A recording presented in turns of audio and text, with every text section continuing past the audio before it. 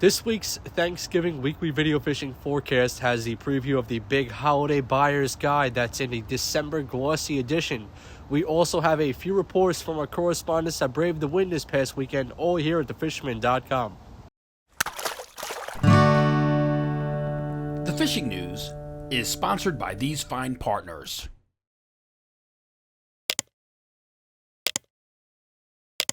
Thanksgiving is here, which means that the fishing season is unfortunately coming to an end. There are a few weeks left, but we still need the weather to cooperate. Please, no more wind.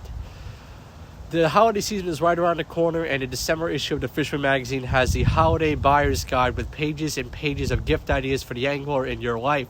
You can still get it on the late season striper action. I think this year's bite will keep going, so check my article on the 3 finesse lures I use for the late season stripers. And if you need a stocking stuffer, why not a subscription to the Fisherman Magazine?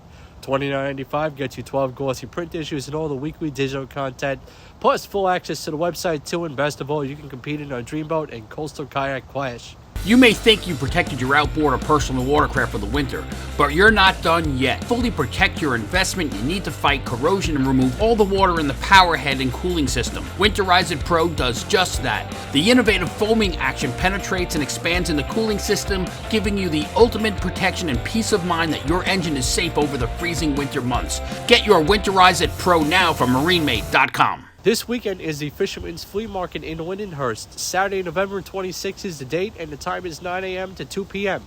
Get all the details by visiting thefisherman.com/events or click on the card in the top right. Don't forget that this video is available as a podcast on iTunes and Google Podcasts. Search for the Fisherman Magazine podcast and subscribe so you can listen to this broadcast. Let's take a look around the map, and I'll tell you what I've been hearing. In the west around the metro area, I heard stripers are still running both in the Raritan Bay and around the city along the East River. I got word of some wild blitzes that took place during the wind right by Sandy Hook, which is also a short run from the city. The western bays are starting to slow down with blackfish, but the reefs and wrecks are starting to pick up as the temperature drops. The good bite will go into December. Centrally, Fire Island still had a few tug on the inside, but most of the fish are starting to make their way on the outside pieces. Sea bass are also on the deeper wrecks off the south shore right now, with porgies in the mix. Some stripers are still on the inside in the bays, but the ocean is the place you want to look for them when the wind is right to venture out. Out east in Montauk, bottom fishing was great for those able to get out during the wind. Tog up to 10 pounds and sea bass up to 4 pounds were reported around Block Island. Closer to Montauk, stripers and schoolies to slots were still being caught in the rips. I didn't hear of anything on the bluefish recently, though. Also in Montauk, the Surf Masters tournament came to a close and the leaderboard held up for Brendan Saucio with a 38-pounder. Bill Wetzel came in second with a 30, and Bill Shulkin took third with a 29. Good job to all the winners and participants. Along the North Shore, I heard the squid was still lingering around, and most of the bass and bluefish were on the outside of the harbors along the Sound now. The key to finding it was to locate some bait, such as squid. Togging was also great out of Orion, and those able to hop on one of the head boats out of the North Fork were seeing some of the best results with them. Right now, we're at the point where big fish should start to come out to chew. Let's take a look at the weekend's weather with News 12 meteorologist Rich Von Ohlen. Rich. Hey, thanks, Matt. Let's check that weekend forecast. Holiday weekend, you can always check your favorite apps, weather tools, weather sites, whatever you got. This is a general heads-up, general overview on the big upcoming holiday weekend. Going to start things out with water temps, which, as expected, came down some 40s, 50s now. Going to fast forward a little bit to Saturday. It looks like it may be the pick of the weekend if everything holds up here. A little westerly breeze, 2 to 4 chopped, 4 to 8 out to the east. Might be one of the more fishable days throughout the weekend that we'll keep our fingers crossed. And then it starts to get a little lumpier on Sunday. Start to see things start to build again. 4 to 8s, 8 to 12s come back pretty quickly with a wave on the front. Again, after a kind of a breezy southwest day on Friday, it looks like we go more west-northwest. Maybe a little window there for Saturday.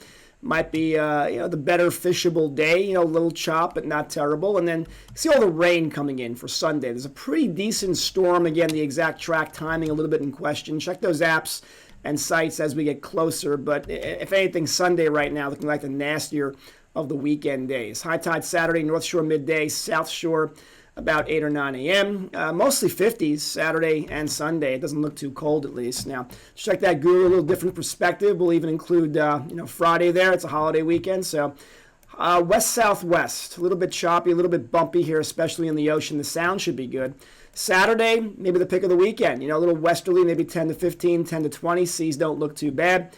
And then we're right back to Sunday with kind of a south going west all over the place and kind of gusty with seas kind of building late in the day. So again, maybe squeeze in a little bit of time here for especially Saturday. Keep our fingers crossed. Be safe as always. Have a wonderful Thanksgiving weekend. Catch them up. Matt, back to you.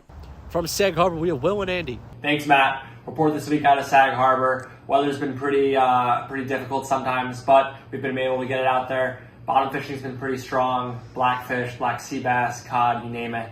Hopefully it can continue well into December. Remember, for blackfish, we've been using green crabs, having really good success with that. So that's been exciting on the inshore front. From Shinnecock, let's check in with Mike Dean. Thanks, Matt. Hey, everyone. Update from here. It's cold and windy. The fishing does seem, for bass off the beach and in the back bays, to be kind of like winding down, but there are still some small fish in the lip and in the wash that, small bucktail, any kind of, sand eel imitator, paddle tail will get them.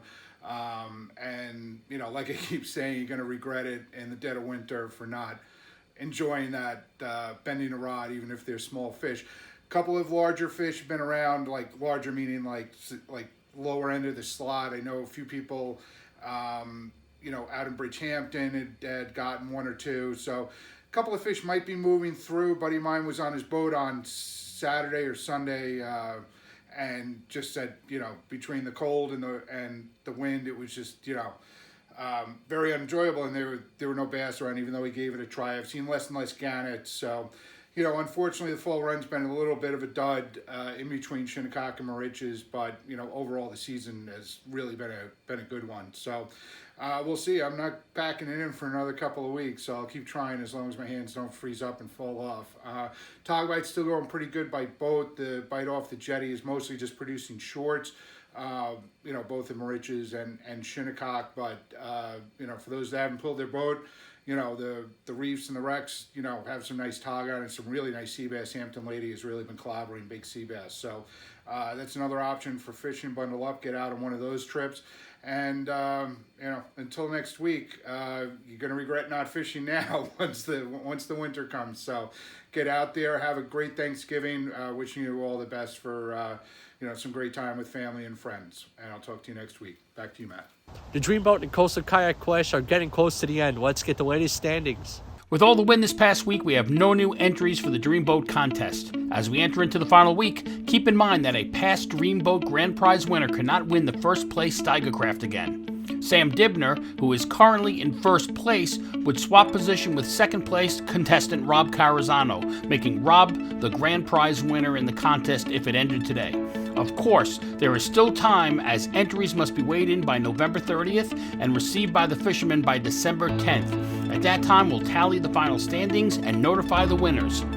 As for the Coastal Kayak Clash, we also had no new entries with the same issue, too much wind. So the standings remain the same. Justin Oser is in first, Bob Wagner is in second, and Tom Howard is in third. With one more week to go and a more favorable weather outlook, don't give up hope.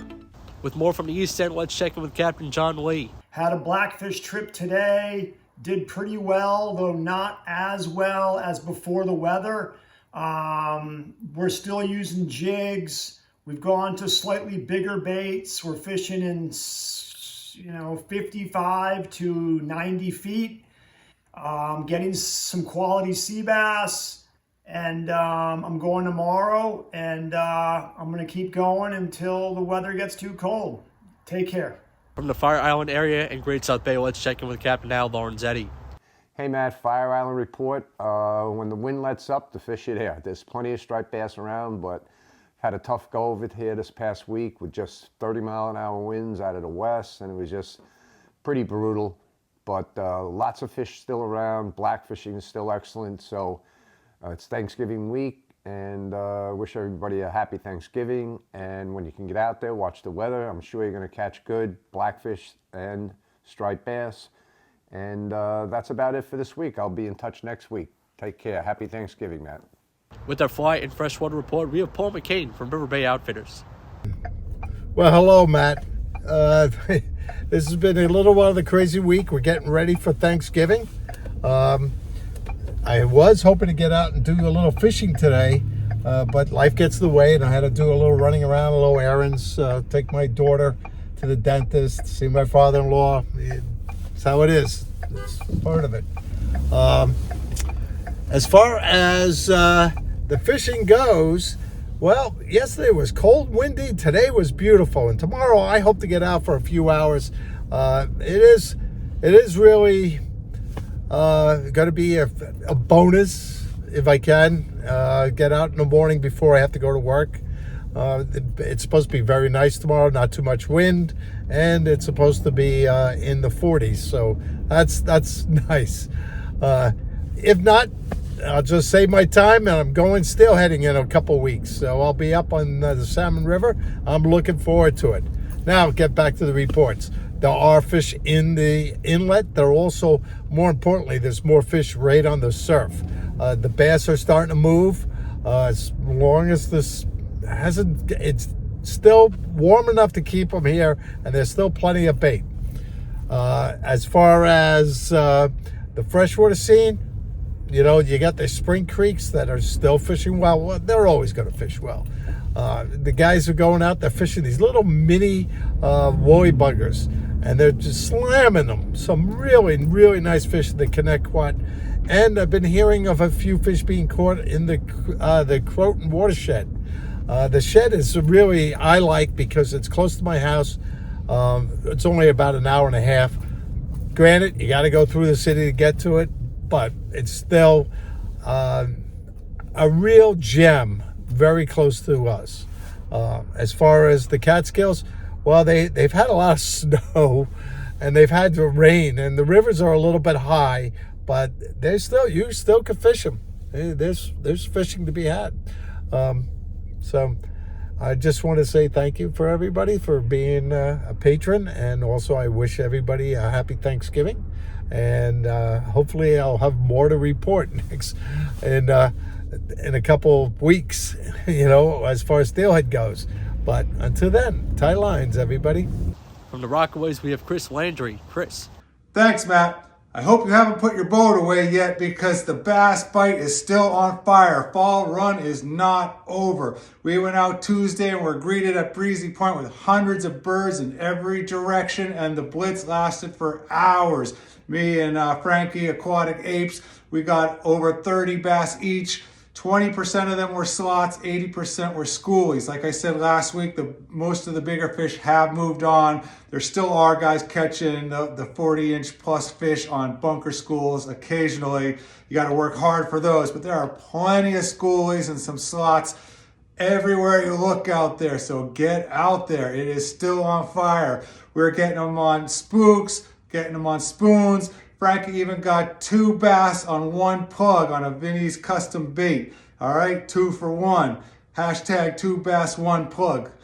And the tog is still going strong. Rockfish Charters are doing some tog charters, or you can jump on any of the party boats and get those tog. So we got a couple weeks left. Make the most of it. Get out there, be safe, tight lines, and back to you, Matt. Let's check in with Max Finch from the Connecticut side of the Western Sound. The striped bass fishing remains fantastic along our beaches and now the mouth of the rivers.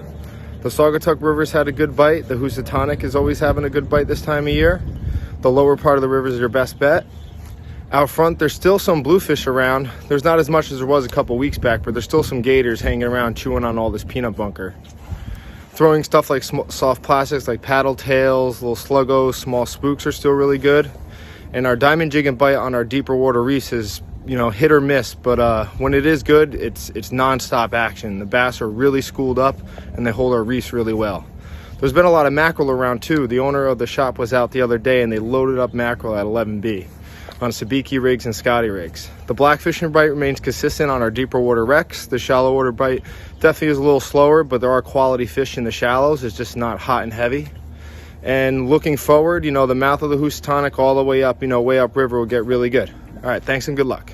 Please leave us any comments below and let us know how we're doing. If there's any content you'd like to see or hear, please support our correspondents by visiting their websites and social media pages. So far, the weather is looking good to get out on the morning of Thanksgiving and maybe give that turkey some company on the table. Have a great Thanksgiving, everybody. We'll see you right here next week at thefisherman.com.